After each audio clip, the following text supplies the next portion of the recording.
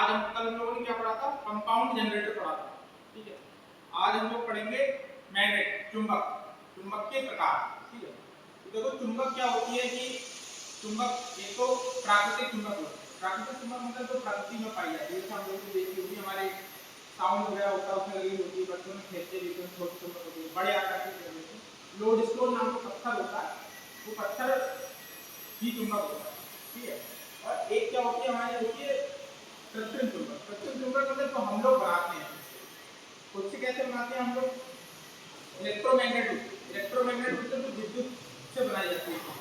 किसी कॉइल को अगर हम किसी लौह चुंबकीय पदार्थ को लपेट कर उसमें सप्लाई दें, तो वो लौह चुंबकीय पदार्थ जो होता है वो एक क्या होता है, एक मैग्नेट की तरह व्यवहार करता है, ठीक है।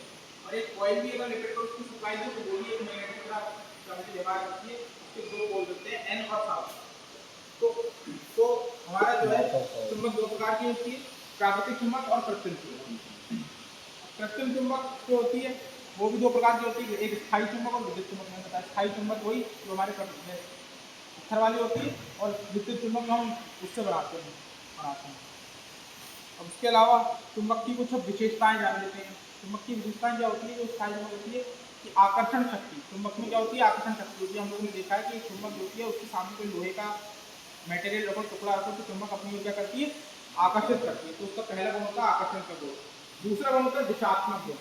दिशात्मक गुण का मतलब यह है कि कभी किसी चुंबक को धागे से बांध के लटकाना और घुमा देना, घुमाकर छोड़ना है, कैसे छोड़ना, चुंबक हमेशा नॉर्थ साउथ दिशा में, उत्तर दक्षिण दिशा का एक सिरा दक्षिण दिशा में होगा, एक सिरा उसका उत्तर दिशा में होगा। तो चुंबक जो है दिशा भी बताती है, इसलिए उसका एक गुण दिशात्मक गुण होता है। दूसरा गुण क्या होता है, पोल्स का गुण होता है, इसमें पोल पाए जाते हैं जो एन और एस, ठीक है, नॉर्थ और साउथ।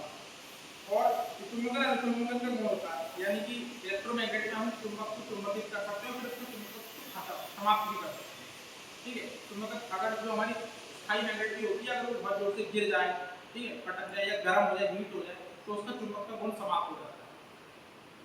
और संतृप्तता भी होती है। संतृप्तता का गुण क्या होता है कि एक लिमिट, अगर हम मान लो किसी लोहे के टुकड़े पर कॉइल लपेट कर उसको चुंबक बनाए, तो जैसे जैसे हम करंट देंगे तो एक लिमिट तक तो करंट चुंबक मैग्नेट बनती है, यानी कि उसकी क्षमता है कि कितने पावर की मैग्नेट बन सकती है। लेकिन एक लिमिट के बाद हम काफी करंट बढ़ाएं जो उस लिमिट से ज़्यादा मैग्नेट जो है नहीं बनती। ये चीज़ हम अगर हिस्टैरिसीस लूप पे पढ़ेंगे ना, हिस्टैरिसीस लूप एक कॉन्सेप्ट होता है, और क्या बोलते हैं मैग्नेट का क्या बोलते हैं अणु सिद्धांत जब हम पढ़ते हैं तब ज़्यादा अच्छा समझ में आता है। तो आज के लिए बस इतना ही।